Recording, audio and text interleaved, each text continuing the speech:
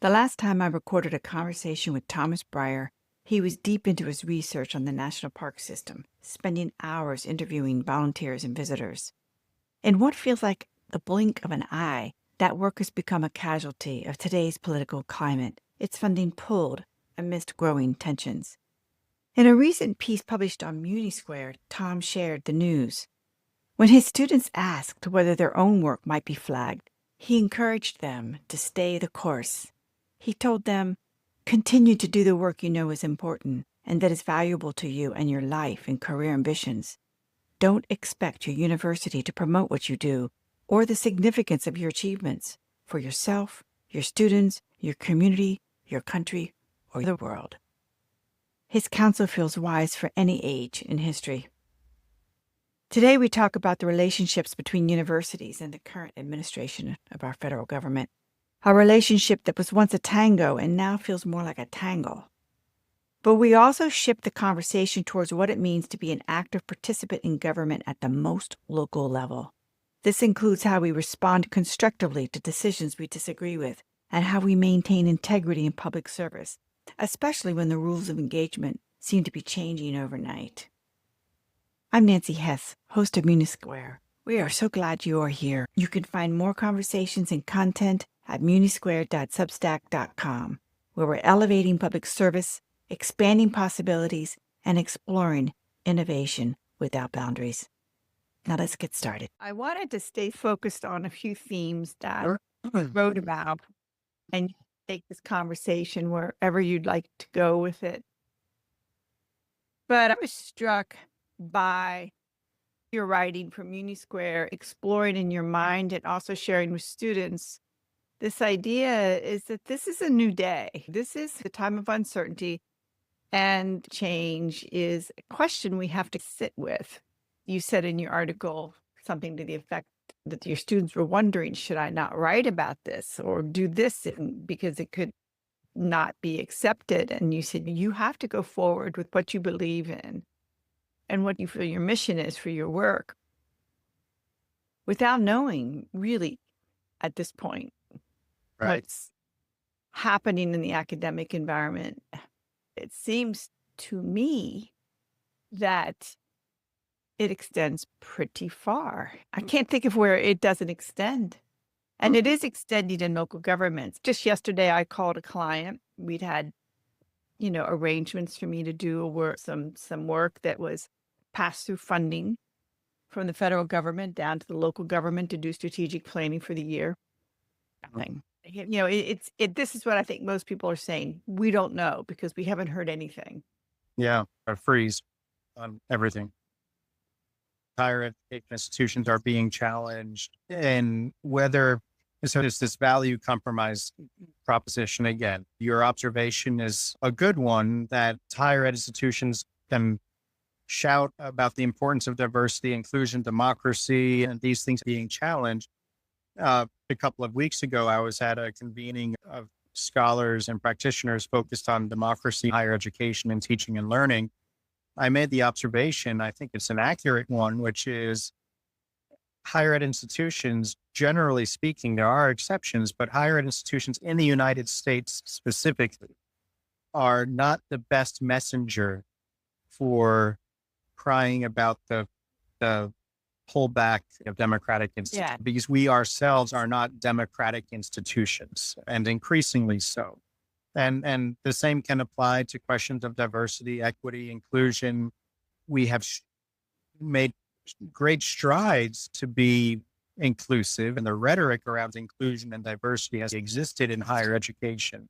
Whether we have achieved all that is possible, certainly not. It becomes a bit easy to criticize higher ed institutions, to say money is being misspent. We have significant investment in offices of diversity, equity, and inclusion without measurable outcomes readily apparent.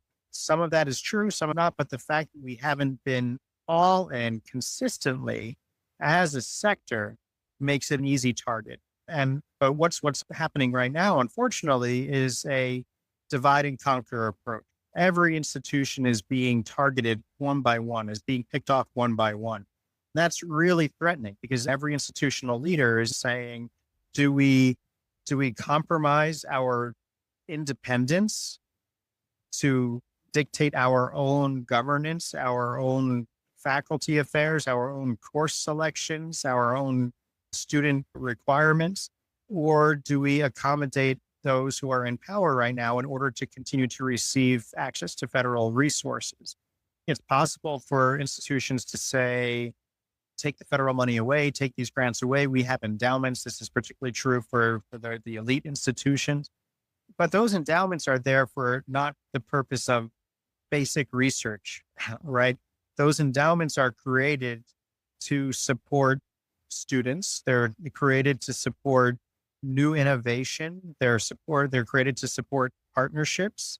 And when you start drawing down on those endowment funds, you are drawing down on access, you are drawing down on innovation, you are drawing down on all that is possible in scientific discovery. And that's a problem. We can't just say universities can deal with it. The formula for federal funding with indirect costs associated with National Science Foundation, National Institutes of Health grants, all of that is critical to scientific discovery. Without that, as a country, we're going to fall behind. And as a world, we're going to fall behind in solving challenges fast coming towards us in this century. If we cut back on university funding for research, we're not going to be prepared for the next pandemic. Full stop. Right. That's a problem. Right. Coming to mind is an absence of vision. It's one thing to say we're going to cut back on grants related to XYZ, but this is where we want to go as a nation. I mean, nobody wants nobody would debate that having a national policy working towards workplace development, health and science research, you name it, having that outlined. I have always felt that we have lacked that sort of core vision for our country. If you were a local government, that would be the first thing that you would realize is missing. So if you've got funds and you're going to allocate them as a federal government, what is it exactly that you're looking for? But if you're saying, no, we're not going to allocate those funds because we don't believe in those funds, they haven't said that either. They've said nothing. There's been a complete vacuum. Like it's as if they're saying, we're going to pull back all this money and then figure out what we're doing.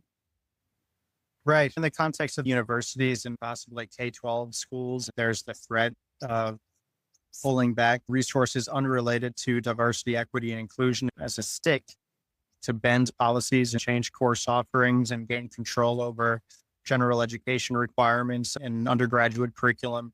In Florida, we've been at the forefront nationally with the governor's office pursuing these policies at the state level. We've had more time to adjust to this reality compared to other institutions in the country.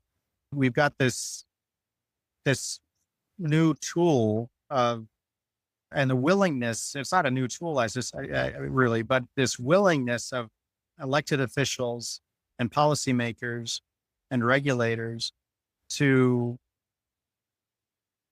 use the leverage of any funds that are available to change behavior of organizations in an unrelated space. My fear is for the sector, and this applies to local government too, if a government, and we see this in Maine at a state level, if school districts do not bend to the policy, funds will be pulled back in other areas unrelated to that policy. What we're seeing is a willingness to use this harsh stick to get organizations and institutions to bend. And once that tool is now freely in use and it's accepted in its use, then we're not free from it. Then we're going to be shifting wildly back and forth. And this gets uncertainty. We might have a new administration in 4 years, but these governance tools are still going to be with us. So whichever administration, whatever policy, whatever ideology is driving the agenda,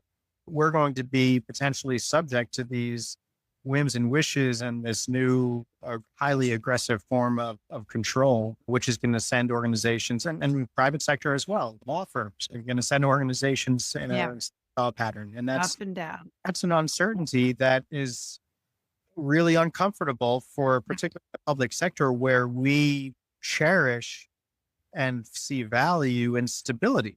We can deliver good service to citizens because we are stable. If we cannot count on that stability, then then we can't do the strategic planning. We can't do long range planning. We can't think about long term community development. None of this is possible if we are thinking possibly a new governor, a new mayor, a new president is going to use these new harsh tools of control to change funding availability. Where do you see pushback since you've had experience and many of us are just trying to wrap our brains around this resistance or organized efforts to continue on, just as you said, continuing with the mission of the work. This is the way we see our mission. This is the way we see the work. We're going to continue to do it despite perhaps these overtures that this something is going to happen if you don't. Do you see that in Florida? The word resistance is interesting. I heard just the other day some conversation around whether we are actively or some people or organizations are actively involved in resistance, or are they involved in something a little bit different. So it's not active adversarial resistance. It's what a scholar in the 1980s wrote about, Marissa Golden. She framed as kind of a negligence, but she used it in a very specific way. She was writing about Environmental Protection Agency officials during the Reagan administration who were opposed to the direction President Reagan and his appointees were pushing the EPA. And she framed the choice that administrators and officials in EPA had in that context as one of four possibilities. And three of them are fairly well known: exit, voice, or loyalty, leave the organization, express voice to superiors and argue that the policies are misguided, not thoughtful of whatever the context is, the values of the EPA, whatever it is, or loyalty, saying we recognize our role as unelected civil servants to be neutral implementers of the policies passed by a duly elected individual. She introduced a fourth perspective found in her research: neglect. Administrators do the bare minimum to follow elected officials, but not to harm. It's the work to rule. Yeah. But this is, so maybe we see some of this happening, but it's happening. It's kind of a dangerous space to be in that right now, to say that there are some across sectors who are practicing negligence, because that's risky, right? With these mass firings, these terminations in higher education, we have new annual review procedures, new post tenure reviews that are now required in Florida and increasingly in other states. There's no such thing as safe employment as it existed before. So neglect, it's the swamp that is talked about in a negative way, right? This neglect is a problematic thing. It's saying unelected civil servants have more power to survive beyond whatever the elected officials are saying at the moment, right? We might see some of that happening. But you do have some active resistance. You have individuals standing up saying, I'm going to keep doing what I'm doing. This is what I wrote about in the blog and the Substack.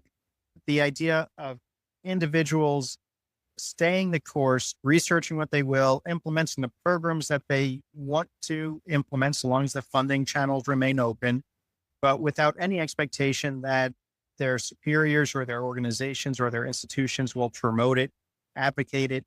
These individuals won't be recognized or rewarded beyond regular procedures. There won't be any high profile news media stories about what's going on related to the work and achievements. It's under the radar efforts. In my book, I wrote in 2024, I talked about this as subversive transparency. As officials, we're not trying to do this work under the table, under the radar. For me, myself, I am very open about what I do and what's guiding my work, what's guiding my research, the values that guide my work and my research. And I'm transparent about it. I'm transparently subversive in that I'm specifically thinking about how to communicate the work without my voice being the tool. Let Mhm. others be the voice. And let the residents who are benefiting from the work, let the stakeholders who are benefiting from the work, let the individuals who are forming the agenda speak about the work and the results. It's not my voice, not the public administrator's voice, not the city manager's voice. It is the voice of the people being amplified, communicating this message. And that provides some protection. It's transparent, but it's subversive in saying, we're not going to stop what we're doing.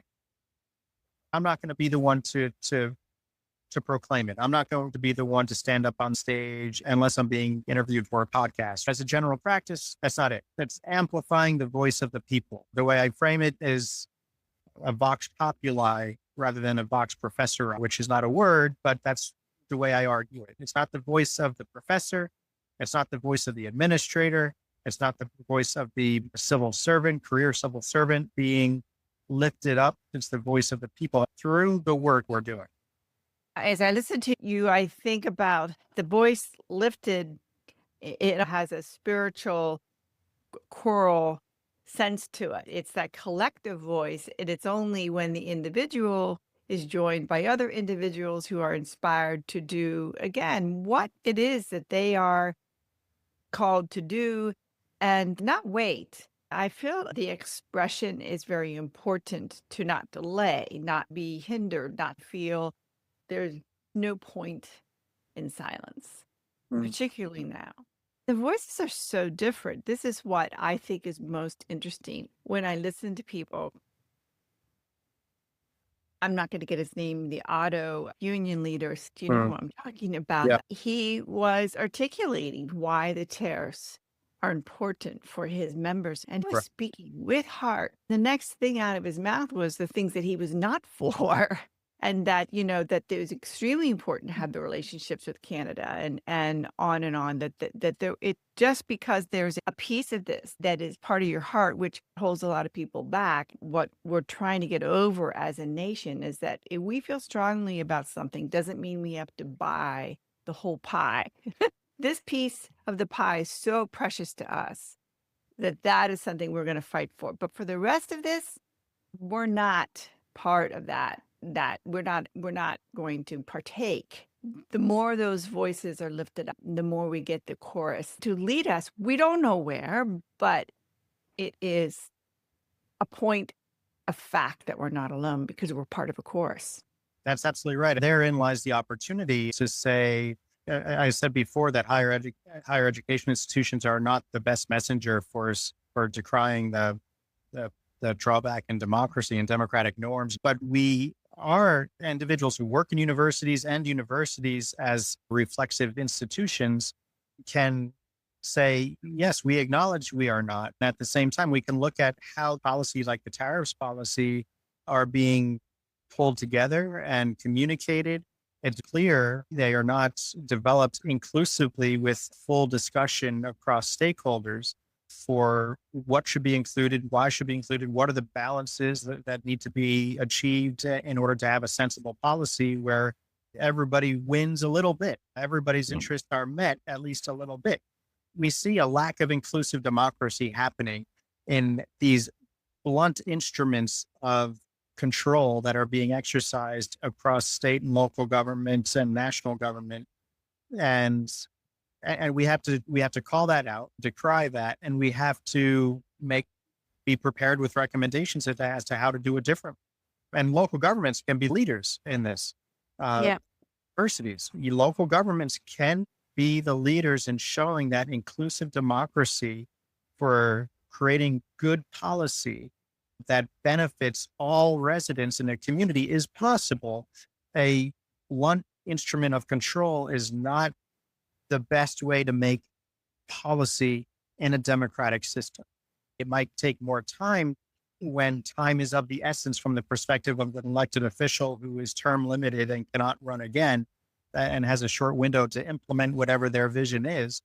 But that's not democracy, right? And so local governments really can be the the the place for innovation, the place for experimentation, for inclusive democracy in a way that allows all voices to be heard. People don't have to live in fear of saying something for fear that they might lose their job, they might be blacklisted, they might not receive attention. When that happens, when we start self-censoring, that means we are self-doubting. That means we are losing our sense of efficacy. We are losing our sense of empowerment. And when you take all of those things combined, our democracy is on the way to collapse. Yeah. And I think part of it is just capitulating our own agency. I carry frustration, anger at our senators and US senators. And that is misdirected energy. Where could I better use that energy? I think of your conversations with visitors at the US National Park. I'm embarking on conversations with local elected officials just to have a conversation with people you will be able to identify in that issue, in that conversation, an issue that involves democratic process, that there is something within every conversation that we have from day to day, that if we were observant and if we were just more aware, we could say, there's something I could actually do or say something about or get involved in that doesn't require a lot, but it's day to day to day to day. It's that we mostly don't think about it. I mean, radical acts can include, for me, these are examples. Find out where your water comes from. I mean, you take it for granted that your water company is doing the best to get rid of PFAS and all of these other terrible things you read about. Have you ever just gotten online and found the map of exactly where that water comes from? I learned through US geological maps where sinkholes exist. Most people buy property and they just think somebody else is taking care of. They wouldn't put homes here if there were sinkholes underneath. I'm sure Florida, I can give you examples of people that moved to Florida, and learned, like, how could the local government have allowed for these properties to be built in this place? What they do is not always the local government officials initially at fault. They have a responsibility, but so does the homeowners, the developer. The more we learn, we understand the questions to ask to ensure the democratic process, to require transparency, to demand it. Our daily life, we are not waiting for somebody to do it for us, but that we just do it. It's easier today than ever before to find information, and we can become better advocates for ourselves as citizens. Your point about misdirected anger with senators is interesting and brings to mind an experience by the late U.S. Senator and Florida Governor Bob Graham. He wrote a book maybe 20 years ago called America, the Owner's Manual, a nice little pocket-sized book about the size of a car manual you'd stick in your glove box. That is a chapter by chapter how-to book for citizens on how to be an active, effective citizen. And he talks, I don't think he uses this phrase, but it's the idea of political intelligence, knowing who to go to get resolved the issue that you have or to get an answer to the question that you have. And one of his early experiences, at least in conversation, if not in the book, was when he was a member of the Florida legislature early in his career. He encountered a group of high school kids unhappy with the food at their school cafeteria. They found their way to his office in the legislative office, and they were complaining to him. And his question to them was, well, who else have you told about this? And I said, well, we went to the mayor of the city. We went to the city council. We went to, I forget all the list of agencies and organizations that he rattled off. And then he said, now we're coming to you. And then he said, well, that's your first problem. None of the people you named have anything to do with greasy pizza in your cafeteria. It's such an important but simple idea. Most of us don't know, and myself included, that we have to start somewhere. If I have a problem, I need to know my jurisdictional lines. Where am I situated? What agency is responsible for my issue? We can all think about issues ranging from potholes to stray dogs to greasy pizza in a cafeteria. And so first identifying where should we go? That's absolutely step one. But then engaging in conversation with others to learn about how we can affect the change that we want to see. And he goes off. It's a brilliant book. I highly recommend it. America, the Owner's I Manual. like that. But the parallel story to that with the now what? So we've identified an issue. How do we work together to solve the problem? Requires that we learn to talk to people with whom we have never talked before, because fundamentally we will have similar concerns, though we'll have different ideological perspectives. When it comes to greasy pizza in a cafeteria, I don't care if you are a Democrat or a Republican, you think tariffs are good or bad. If you think DEI is positive or a dirty word, greasy pizza is greasy pizza. Let's talk about it. With the national parks, the best example that I came across most recently for an opportunity to bring folks together is at Gulf Islands National Seashore, located right on the Gulf of Mexico / America, situated at the campgrounds at Gulf Islands National Seashore. I saw visitors coming in wearing hats or T-shirts that proudly displayed their perspective on the question. Some wore hats and T-shirts that said Gulf of America. Some wore shirts and hats that said Gulf of Mexico. But what the wonderful thing is, they were all coming in and walking the same trails, going to the same beach, admiring the same wildlife, enjoying the same sunset, wearing these opposing ideological viewpoints. That was the opportunity for them to say, let's come together. It was suggested by a volunteer to make a new hat that says Gulf of blank, just an underline. Mhm. Let's set up an experiment. Get people to approach a group wearing Gulf of blank shirts or hats and start conversations. What does that mean, Gulf of blank? It means it doesn't matter what the Gulf is called. We care about who's here, wildlife here. Let's talk about preserving this place for us and future generations. Then we can move forward, have conversation, learn what agencies are responsible for management of waterways, beaches, wildlife, campgrounds, infrastructure, roads to the campgrounds, and bridges to the island where the seashore is located. All of that opens up a vast world of government people don't know much about. If we start with the shared interest of, isn't this a beautiful sunset? Okay, let's back that up to how do we all get to this place to enjoy the sunset together? What enables us to be here together enjoying this place? And then we build empathy. Then we lower the temperature. Then we stop demonizing. Then democracy is possible. Yeah, and being able to arrive at a place is interesting if you put things into historical context. So taking Greenland or Canada, we can get this is the most ridiculous idea, but go back a couple hundred years and think about other ridiculous ideas our presidents did. If we put things into context, a clear, this is what happened. The more we learn, the richer it gets, and the more we appreciate where we're at. We're on historic lands, rich with history, and we're sharing it right now. Right. So, hey, That's the national parks exist on lands rich in history and culture. Park rangers and volunteers in interpretation and education, they have a responsibility to yeah, tell visitors coming in who have some knowledge, maybe biased information about the history that occurred there, about the people who lived there, about the people who traveled through a space.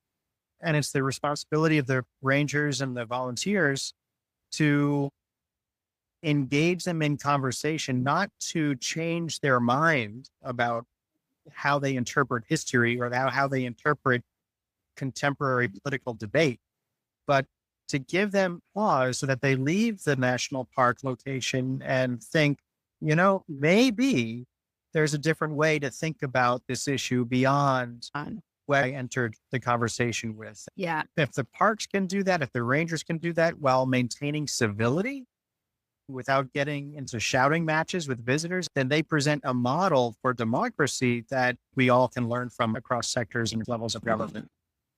I think you've hit on the trickiest point. It is really challenging today to distance ourselves enough to look at issues from a broader perspective and with others in a space that is that feels as much as possible as neutral so that we can ask questions and really admit that there's a lot we don't know.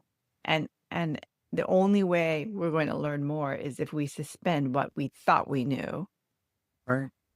That's a challenge in local government. It's a challenge in academia.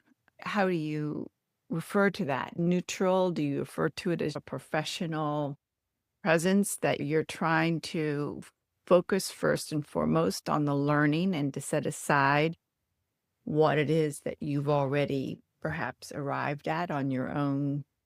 Yeah, that's a great question. When I interact with students, particularly now, I'm teaching 2 classes on public sector leadership right now.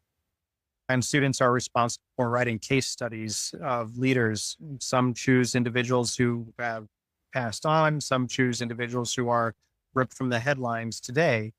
And my challenge within this environment as a professor in giving feedback is to communicate. This is where grading becomes a nasty instrument of education, Yeah. because we have to grade students on their performance without being judgmental about whatever viewpoints that they express, because there's a fear within academia and in local government as well that we want to maintain some kind of sense of objectivity or neutrality, as you say.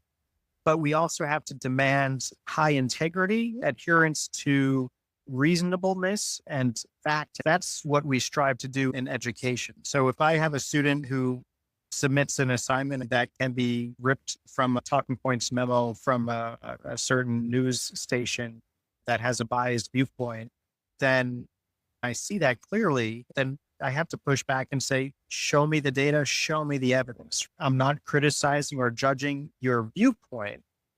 I'm criticizing your viewpoint in that it is not substantiated by any evidence or fact. And to some, that might feel threatening. Mm. They might feel unduly criticized. It forces the student and the citizen to step back and do their due diligence, use their political intelligence to find the right source of information to answer to the question that they have. It's not an easy thing. That's why within higher ed, and then the same with those in professional civil service who have to remain outside the political debate, we have to be in it in a way that allows all voices to be heard within an evidence-based context. That's not always easy because folks will feel challenged when asked for evidence. And that's how we start down a path of criticism, accusation, and viral moments on YouTube that nobody wants to see. Tom, I think there's going to be examples that come up like case studies. This is a great preliminary conversation. We can come back and say, here's a situation. And based on what we've been discussing here, what are some ways that we can look at this without going like jumping to conclusions or making assumptions? We could check each other's assumptions and say, how do we look at this through the lens of a leader in academia, public administration, city manager, or police chief that are going to be really interesting to see how they're handled and what happens all the way through the courts and laws and so forth. So let's continue this conversation. You've got my brain already activated, so I'm going to be thinking about some examples, and we can talk about them and Yeah. come back and maybe invite some others to come on the show. One last comment on the neutrality point. That some years ago, I wrote a little essay arguing that for those of us in academia, if you read a scholarly article, there's a little bio sketch attached to most of them that say Professor so-and-so, University of such and such, and researches in these areas, and just a little bio sketch. And I suggested, that's all interesting, but it doesn't really help in communicating this fear of bias that exists within higher education, this liberal bias idea, right? Yeah. So I said, let's change our policy. Authors of articles to say Professor so-and-so is a member of such and such political party, considers themselves to be moderate, liberal, conservative, wherever it is. And so that readers, students, community members, policymakers, whoever's reading the article can see, yes, this is the identity of the person. They're fully transparent about who they are. And there's nothing that is going to be hidden. So read the article with that lens in mind, read the research with that lens in mind. And it's the job of the scholar to communicate and do the research in a way that is high in integrity, methodologically pure. So bias does not interfere. If it does, here's where the bias might be. And let's get other Yeah. at the table to engage this, to check the bias. Right. Right. You say you're open to challenge. That makes that just a little easier. I don't have to spend all of my energy trying to figure out where you're coming from. If you're stating it, I know and Right. I'm able to quickly say, that's interesting. So what do you think about this? Right. I don't know if anybody would go for it, honestly, but I still think it's a good idea. Okay. I like that. We'll set that up. Thank you, Tom, for taking the time today. It was great to have this conversation. We'll be in touch soon. I'll try to get this out next week. Good. Yeah. Yeah. Yeah. I'm out of country all of next week. You're out of country. Where are you Yep. going? I'm teaching a course in Estonia at the University of Tallinn. That's great. I love that place. Beautiful city. Thank you so much again. We'll talk soon. Thanks, Nancy. Bye. See you. Bye-bye.